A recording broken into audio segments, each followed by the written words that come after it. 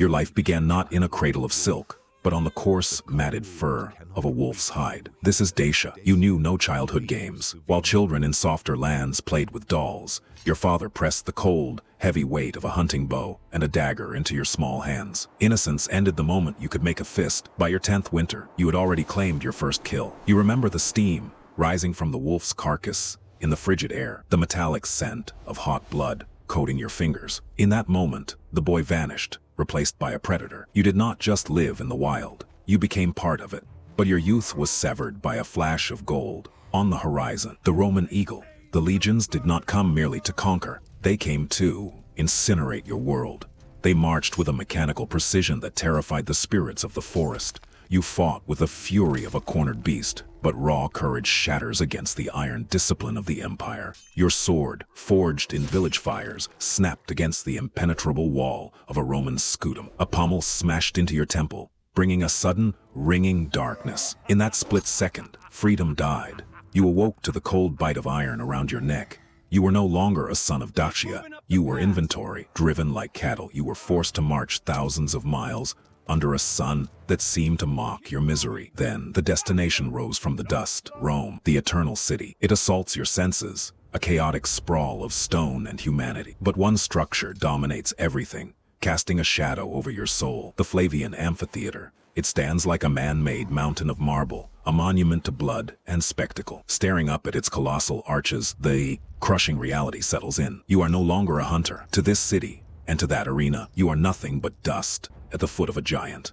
The slave market is a chaotic theater of humiliation. You are stripped naked and displayed on a podium, reduced to livestock. Callous hands pry open your mouth to inspect your teeth. Strangers' fingers dig into your biceps and thighs, testing the density of the meat. To these merchants, your soul is irrelevant. You are merely an asset on a ledger, a high-risk investment that walks and breathes. Your arrival at the Ludus, the gladiator school, is christened with fire. There are no pleasantries here, only the hiss of searing iron. The branding tool descends, and the smell of your own burning skin fills your nostrils. The lanista's mark is now scorched into your flesh. You have ceased to be a person. You are now a branded product, carrying the logo of your owner until the day you die. Your new kingdom is a stone coffin, a cell no larger than 3 square meters, dark and suffocating. Your bed is a heap of straw crawling with lice. Your furniture is a rusted bucket for waste. This is the luxury suite for the walking dead. You expected the diet of a king to build a warrior's strength. You were wrong. Here, you are a Hordarius, a barley man. Your bowl is filled day after day with tasteless grain mash, beans, and cheap, congealed grease. This culinary misery has a purpose. It is biological engineering. They don't want you to look like a marble statue with chiseled abs. That is a myth for the sculptors. They want you soft on the outside. A thick layer of subcutaneous fat acts as organic armor, protecting your arteries and nerves from shallow cuts. To wash down the gruel, you are given a cup of gray sludge, water mixed with wood ash. It tastes like licking the bottom of a hearth, a bitter, chalky vial. But you drink it. It is an ancient tonic, calcium to turn your bones into iron so they don't snap under the first blow. They do not trust you with steel. Not yet. Instead, they hand you a rudis, a dense wooden waster. It is a clumsy, brutal thing, weighted with lead to be twice as heavy as a real sword. Your arms burn, your shoulders scream, but you swing it until the weight feels like part of your arm. Your only companion in this hell is the palus, a silent, splintered wooden post sunk deep into the sand.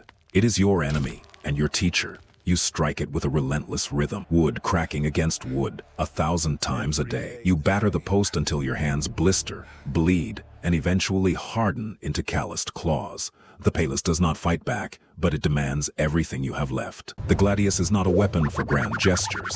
It is not designed for the sweeping, heroic arcs of a cavalry saber. It is a tool of grim economy, a 20-inch needle. In the crush of combat, you do not slash, you thrust. It takes only a single, piston-like motion to slip between ribs or under a rim. One mistake, and a man's intestines are unspooling onto the sand like wet rope. Your head is encased in the galea, a suffocating cage of bronze weighing 4 kilograms. Once it slides on, your world shrinks. Visibility is reduced to a few claustrophobic pinholes. Your peripheral vision is gone. The roar of the crowd becomes a muffled drone, drowned out by the deafening sound of your own ragged breathing echoing off the metal. Your right arm is your life, so you armor it in the manica. This segmented sleeve of padded fabric, leather and metal scales articulates with your movement, making your limb resemble the carapace of a giant, deadly insect. In your left hand, you haul the scutum. This 10-kilogram rectangle of wood and hide is not merely a wall to hide behind. It is a blunt force weapon. A sharp check with its bronze-reinforced rim can shatter a nose or knock a row of teeth down a throat. You are draped in equipment that costs a fortune. If you die, the lanista doesn't mourn a man. He mourns a lost investment. You are a walking sack of gold coins, waiting to be spent. Your physique dictates your fate. If you are massive, a mountain of muscle, you become a murmillo. You wear the fish-crested helmet and carry the great shield. Your tactic is that of the snapping turtle. You hide behind your wall, absorbing blows, waiting for the split second your enemy overextends. If you are wiry and full of rage, you are a Thraex. You carry a smaller square shield and the wicked Sicha, a sword curved like a reaper's scythe. It is designed to hook around a heavy shield and slice into an opponent's unarmored back. It is a fighting style built on dirty angles and cruelty. Then there is the lowest caste, the retiarius, the fisherman. No helmet, no shield, no dignity. Just a weighted net and a trident. You are exposed and vulnerable, despised by the crowd for your lack of armor, yet terrified by your reach. You exist to fight the secutor, the chaser. He is a tank built specifically to kill you. His helmet is a smooth, featureless egg with tiny eye holes, designed so your net slides right off. Inside that steel shell, he is blind and boiling alive, sweating like a pig as he relentlessly hunts you down. Do not mistake the arena for a brawl. It is choreographed chaos. The lanista is not just your owner, but a director weaving a narrative of violence. He does not throw names into a hat. He carefully engineers the spectacle. The lumbering tank against the lightning-fast assassin. The net-wielding fisherman against the armored fish. He seeks friction. A boring fight is a sin that empties the coffers. If the crowd yawns, the lanista starves. Your true god is not Jupiter or Mars. It is the editor. He is the sponsor of the games, usually a politician with a hunger for power. He does not buy votes with speeches. He buys them with your life. Every drop of blood you spill is political currency, a bribe paid to the mob to secure his seat in the Senate.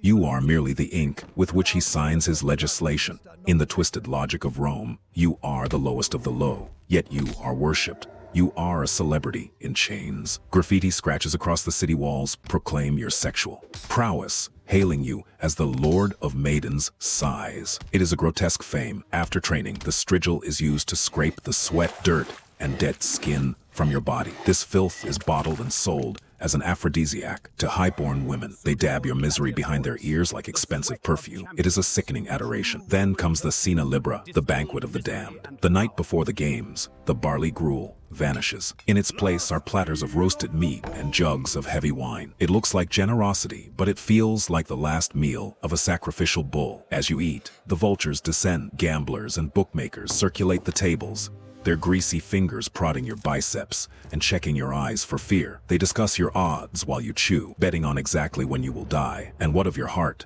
Do you have a wife, children? Under Roman law, a piece of property cannot have a family, but the heart does not obey the law. You have ghosts waiting for you.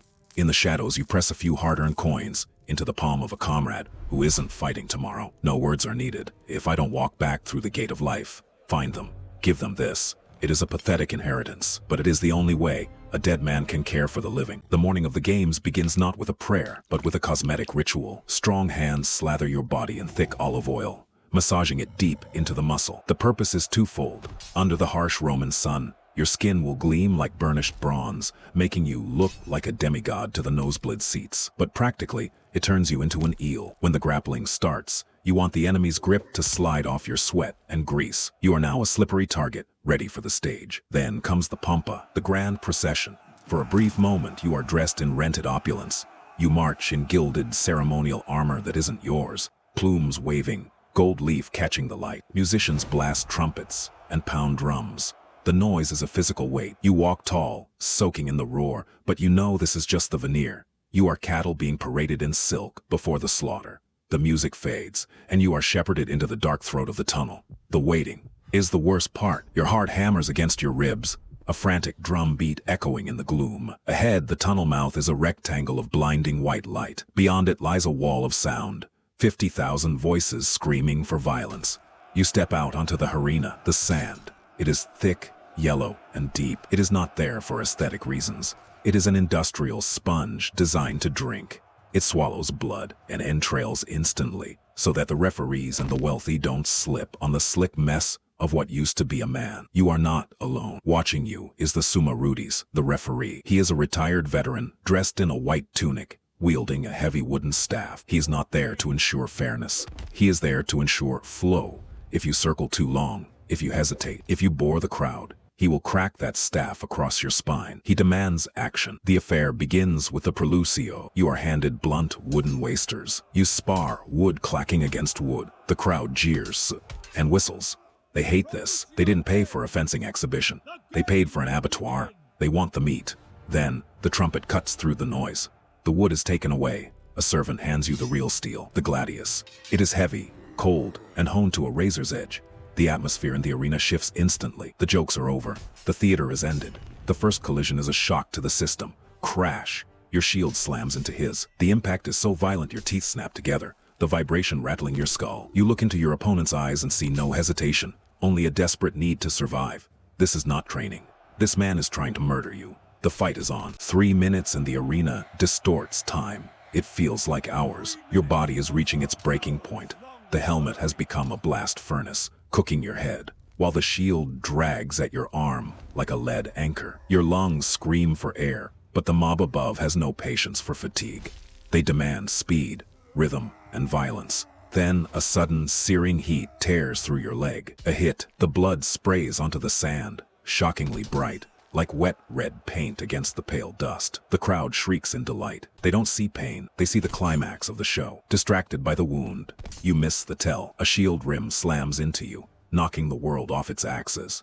You hit the dirt hard. Before you can recover, the cold edge of a sword is pressed against your throat. It is over. You have to swallow your warrior's pride.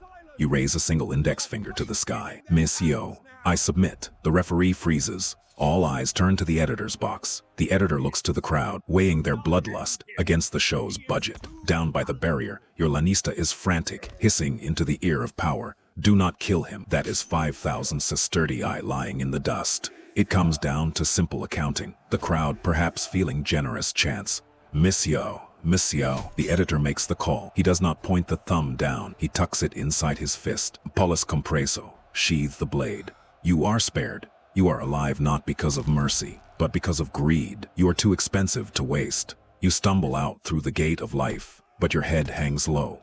You survived, but you lost. The sharp whistles of the audience follow you into the shadows. The sound of gamblers angry that you ruined their bets. The infirmary offers no comfort. It is merely a workshop for damaged goods. The surgeon operates with the finesse of a cobbler. There are no poppy tears to dull the agony here. A sweat-stained leather strip is jammed between your teeth. Bite down, the surgeon grunts. The needle is as thick as a nail, dragging coarse thread through your torn flesh. You scream into the gag, a guttural whine. Odili, every puncture is a visceral reminder of your failure. Before the blood clots, the lanista looms over you. He offers no sympathy, thrusting the medical invoice under your nose. Look at this, he hisses. You are running a deficit. You will bleed to pay back this debt, or I will sell you to the sulfur mines to rot in the dark. The post-mortem is simple. You didn't lose from lack of power. You lost because you drowned in the open air. Your muscles are marble, but your lungs are weak. You gassed out. The remedy is suffering. The next day, you run under the merciless sun, clutching jagged boulders to your chest. You run until your legs turn to lade, and you vomit bile into the dust. Then, you run some more. Endurance is forged in sickness. Your education shifts. The doctor strips away the foolish notion of a fair fight. Honor is for the dead. He teaches you dirty tactics. Throw sand in eyes, shield bash the groin. The goal is not to be noble. The goal is to survive. Finally, you harden the weak link, the neck. You spend hours lifting lead weights suspended from your jaw. The muscles thicken until your head seems fused to your shoulders. You no longer resemble a man. You have transformed into a bull, built to charge and destroy. Your second time on the sand, the gates open to reveal a nightmare of speed, a retiarius. He wears no helmet, no greaves, no breastplate. He is practically naked, armed only with a trident and a weighted net. He is the fisherman, and you are the fish. He dances out of reach, mocking your heavy armor. Then he lunges. The net spins through the air, a dark web expanding to swallow you. You move too late. The mesh tangles around your helmet and shield arm. He yanks the cord, dragging you off balance, reeling you in like a catch. The 3 prongs of his trident flash, aiming for the exposed flesh of your throat. Panic flares, a cold spike in your gut. But muscle memory is faster than fear.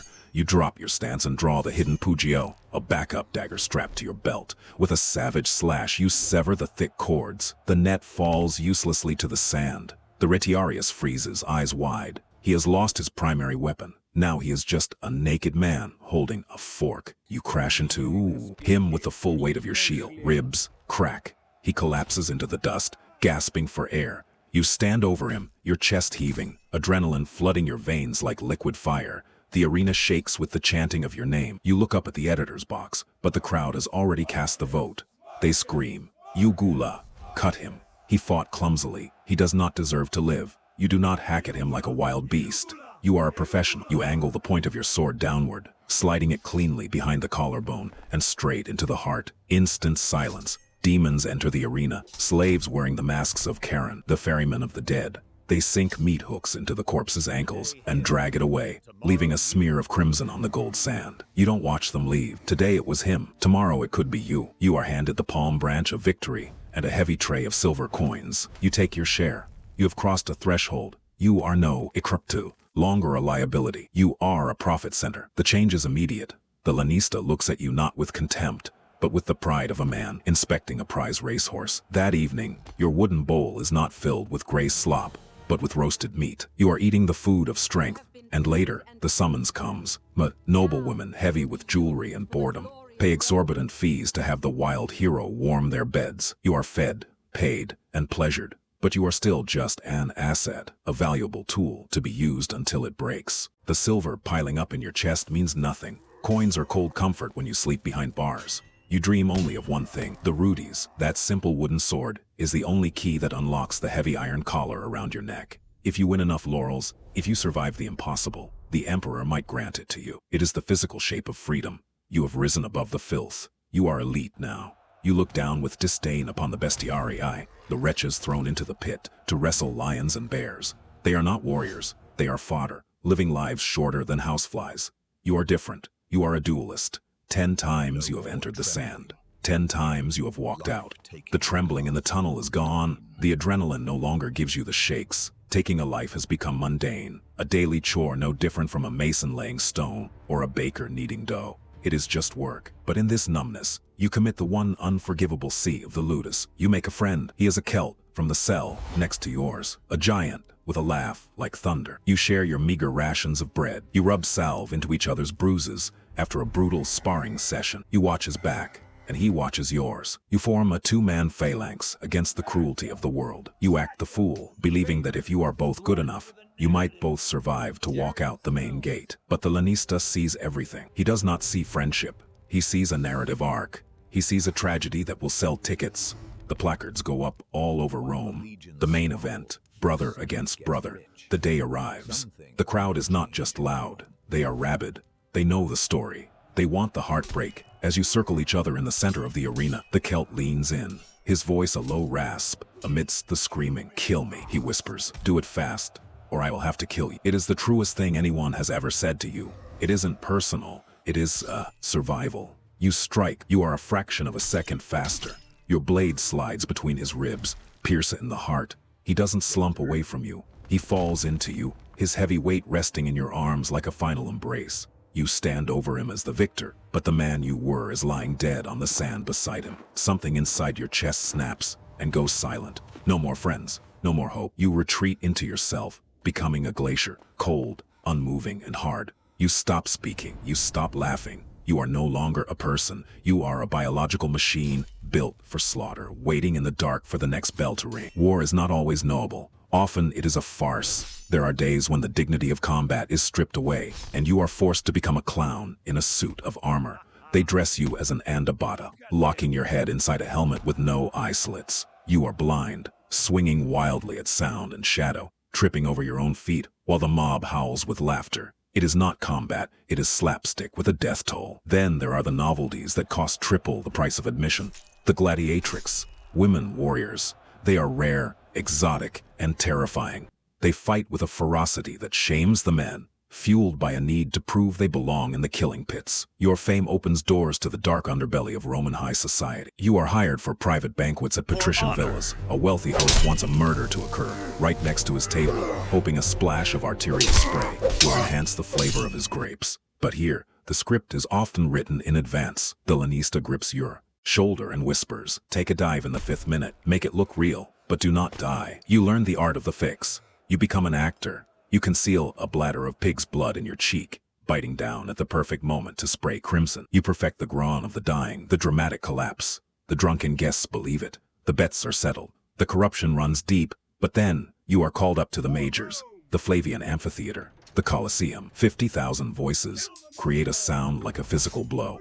You are winched up from the damp, torch-lit dungeons on a mechanical lift, rising from the underworld into the blinding sun. But today, the familiar sand is gone. The arena has been flooded. This is an Amachia, a mock naval battle on an artificial lake. Warships float where you once ran. You are a creature of the dirt, not the waves. Nausea grips you as the deck sways. The planks become a skating rink of blood and seawater. The terror here is different. You are wearing 40 pounds of bronze and leather. If you are knocked overboard, you will not swim. You will sink like a stone anchor. You gaze up at the imperial box. There he sits, the emperor, a man-god draped in purple. With a single word, he can grant you breath or demand your silence. During the intermission, the spectacle turns to butchery. The bestiari release the menagerie. Tigers, bears, elephants. You crouch behind the barricades, letting the hunters deal with the claws and fangs. It is noon, the hour of execution. Criminals and prisoners of war are fed to the beasts or burned alive on stakes. The crowd watches this horror casually, chewing on bread and sausages, their appetites whetted by the screams of the dying. You realize this is the turning point.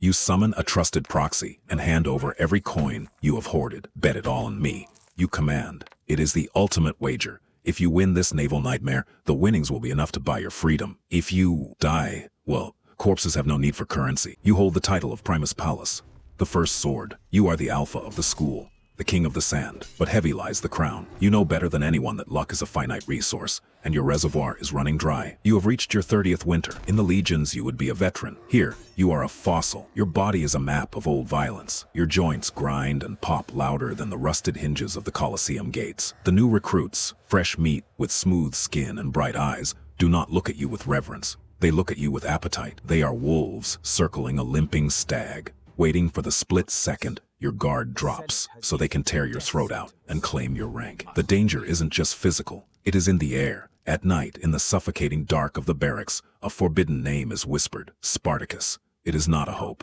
It is a death sentence. To speak it is to invite the cross. You jam your fingers into your ears. You remember the neighboring school that tried to rise up. The crackdown was biblical. Decimation. Every 10th man beaten to death by his own messmates. The lesson was carved into the psyche of every slave in Rome. Obedience is life. Temptation arrives in silk. A wealthy widow, powerful and lonely, offers to buy you. She wants a bodyguard who doubles as a bed warmer. It is an offer of a golden cage to replace your iron one. But your pride is the only thing you truly own. You refuse her. You are a warrior, not a lapdog to be kept on a leash. Her eyes turn cold. You have preserved your dignity, but you have gained a powerful enemy in the boxes above. Then fate snaps. During a routine spar, your knee betrays you. A sickening crack echoes through the courtyard. Pain shoots up your leg like a lightning bolt, and you collapse. It is the sound of a career end. The physician shakes his head. He is finished. The lanista looks down at you, his eyes devoid of warmth. You have transformed instantly from a champion into broken inventory. He prepares to liquidate you, to sell you off for scrap. Desperation breeds genius. You grab his tunic and propose a deal. One last fight. A grand finale against an impossible odds. If you survive, you earn your freedom. If you die, he collects the massive insurance payout on your life. It is a win-win for him and a gamble of everything for you. Your challenger is a vision of perfection, 18 years old, a colossus of rippling muscle, his skin a pristine canvas without a single scar. Staring at him is like staring into a temporal mirror. He is exactly who you were a decade ago. But you have learned a bitter truth. The lanista has wagered a mountain of gold against you. He is banking on your death. To him, you are just livestock being led to the slaughterhouse. You cannot match this boy's power. Your body is a ruin. Your knee throbs with a dull, constant ache. Since you cannot win with strength, you prepare to win with treachery. You spend your nights rehearsing the forbidden arts, blinding throat jabs, feints that look like stumbles. The Colosseum is shaking. The mob chants the name of the young titan. To them, you are an artifact, a relic stumbling out to be smashed. The duel begins, and it is a blur. He is terrifyingly fast, a whirlwind of steel. Strike, strike, strike. You are not fighting. You are barely surviving behind your shield. Then your knee gives way, a flare of agony, and you are on your back. Your sword skitters away. Up in the box, the lanista is already grinning, mentally counting his winnings. But you are not dead yet. Your hand claws into the ground. As the boy steps in for the kill, you fling a handful of grit straight up under the rim of his helmet. He roars, blinded for a heartbeat. That is all you need. You kick out his legs, sending him crashing down. You rip off your own heavy helmet and use it as a bludgeon, smashing the bronze into his temple. The boy goes limp. The lanista's face drains of color. He has just lost a fortune. The crowd is furious. Their golden boy has been humiliated. They scream, "Oxide, kill him." You stand over the unconscious youth, your chest heaving. You look to the imperial box, your soul begging for the rudies, the wooden sword of freedom. The emperor meets your gaze. He gives a curt nod of approval. But there is no wooden sword. You have won, but you have lost. You are rich with the winner's purse, yet the iron collar remains invisible around your neck. The lanista congratulates you through a clenched jaw, his eyes full of hate. And in that moment, the cold reality settles in. You are too good at killing to ever be set free. They will never let you go. If they refuse to let you leave as a hero, you will make them fear you as a monster. You stop playing for applause and start playing for hate. You stalk the perimeter, spitting venom and saliva at the spectators. And God help them, they love it even more. You become the villain of the narrative, the heel they pay to jeer. At high noon, while the citizens eat their lunch, you moonlight as the executioner. It is grim, repetitive work, swinging an axe to sever the heads of criminals. The coin is easy, but with every stroke, the last remnants of your soul darken and wither. The pain in your knee is a constant, screaming companion. You turn to the apothecary for the tears of the poppy. Opium becomes your new religion. It is the only way to drift into a void where the arena doesn't exist. To keep the show fresh, they force you into a chariot. You are now an Essidorius, but you are a foot soldier, not a driver. It is a suicide run. You take a corner too fast, the wheel shatters, and you are catapulted into the dirt. Hooves thunder over you, leaving you battered and blue, but miraculously unbroken. Your arm can no longer hold the weight of the great shield. You abandon defense entirely. You grab two swords and become a Demicharis. You are a meat grinder, a whirlwind of steel, relying on pure offense to keep the enemy at bay. But the body is failing. A gash on your leg turns green and foul. The physician does not stitch it. He dumps a handful of maggots into the wound. You feel them writhing, eating the necrotic flesh to save the healthy tissue. It is a sensation of itching, crawling horror that nearly drives you mad. Leaving the arena, a fan breaks through the cordon, slicing off a piece of your tunic as a souvenir. Your reflexes take over. You nearly gut him before realizing he is an admirer, not an assassin. You go back to the wealthy widow, not for lust, but for logistics. She smuggles in the one thing you need, a metal file. Every night, under the cover of coughing and snoring, you rasp away at a single link of your chain. By day, you hide the cut with a mixture of mud and chewed bread. You bribe a guard, not with gold, but with a fantasy, a lie about a buried stash of loot that he can have once you are gone. Greed makes him blind. The emperor announces a centenary celebration, 100 days of games. It is a marathon of death. They build a new horror, a narrow wooden bridge suspended over a pit of sharpened stakes. King of the mountain, played for keeps. By the 10th day, you are a walking corpse. You fight, you kill, you stagger out, you sleep standing up. You have become a zombie, moving on muscle memory alone. Then, the leg infection returns, worse than before. The smell of rot fills your cell. The physician returns, but this time with a glowing iron. Cauterize or amputate, he says. The iron touches your skin. The hiss and the stench of your own cooking meat is a memory that will never leave you. You pass out from the agony. When you wake, you are still whole, but the clarity has returned. The next time you step onto the sand will be the last. There is no third option, escape or die. You do not waste your breath praying to Jupiter for victory. You pray to Nemesis, the goddess of retribution. You have one request: let me kill the lanista before I go. The final day arrives. But there is no fanfare, no pageantry. The lanista has declared the entire batch spoiled inventory. This is not a match. It is a liquidation. As the heavy gates rumble open, you do not see a rival school. You see the purple and gold of the Praetorian Guard, the emperor's personal executioners. Their orders are simple: wipe the slate clean. As the line of shields advances, you torque your wrists with sudden violence. The link you have been secretly filing for months gives way. Snap, a tiny metallic sound, lost in the roar of the arena. But to you it sounds like a thunderclap. The shackles fall away. You are surrounded, but you are unchained. Time slows down. You know you have seconds to live. You do not waste them on the soldiers. You lock eyes with the VIP box, With a primal roar, you do not charge the line. You wind up and hurl your gladius into the stands. It spins through the air, a blur of silver judgment, and buries itself deep into the soft, trembling paunch of the lanista. He looks down in shock as his life spills out over his expensive toga. Chaos erupts. The crowd screams in horror and delight. The guard is momentarily stunned, but they are professionals. The shield wall snaps shut, a crushing machine of iron and discipline. You are unarmed, wielding nothing but a length of broken chain. You dive into the teeth of the formation. You slip past a shield, whipping the chain around the centurion's throat. You pull with every ounce of hate left in your soul. The wet crunch of his cartilage is the sweetest music you have ever heard. Then, the steel finds you. 3 spears strike in unison, piercing your chest, your stomach, your thigh. The impact drives you to your knees. Suddenly, the noise of the Colosseum fades. The agony flares white-hot for a heartbeat, then dissolves into a numbing, peaceful cold. You tilt your head back. Above you, the sky is a perfect, endless blue. There is no iron grid blocking your view. There is no roof. For the first time in 10 years, you close your eyes and die not as a piece of property, but as a free man. The light is extinguished. Darkness is your new master. You are no longer walking. You are being dragged. Iron hooks, sharp and rusted, dig into your flesh as attendants haul your heavy, limp body across the sand and into the spoliorium, the stripping room of the dead. Rough hands peel away the armor, reclaiming the bronze greaves and the helmet for the next victim. You are no longer a champion. You are once again just a slab of cooling meat. Let us tally the final score of your existence.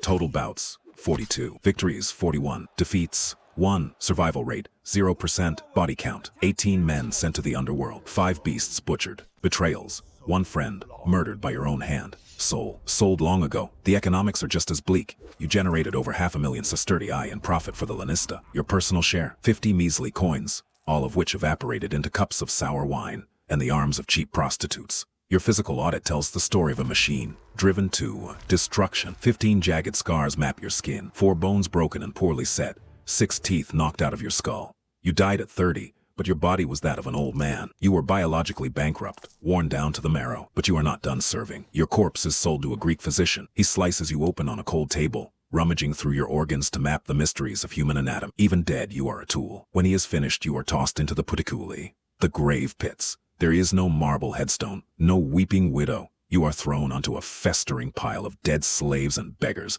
a soup of rot and anonymity. And what remains of you, your only monument is a crude piece of graffiti scratched into the plaster of a local brothel. The Thracian was here. He made the girls scream. That is your entire legacy. 2,000 years from now, archaeologists will dig up your skull. They will catalog the blunt force trauma and analyze the isotopes in your teeth, noting a diet of barley and stress. But the culture will rewrite you. In the movies, you will be played by a handsome star with perfect porcelain teeth and a noble heart. A freedom fighter battling tyranny. A beautiful, sanitized lie for the descendants. Deep down, you know the ugly truth. You were never the hero of this story. You were just raw meat thrown into a grinder to keep the mob entertained. You were a victim who died to the sound of thunderous applause. But take a look in the mirror. You are still a gladiator. You just traded the loincloth for a tie. Your arena is a spreadsheet. Your weapon is a keyboard. And your lanista is the manager cracking the whip over your deadlines. You fight for a mortgage, not your life. But the cage remains. Who is the ultimate killer? The Roman gladiator or the Japanese samurai? We ran the combat simulations, and the results will shatter your Hollywood expectations. Do you want the unvarnished truth about Vikings, medieval knights, and modern special forces?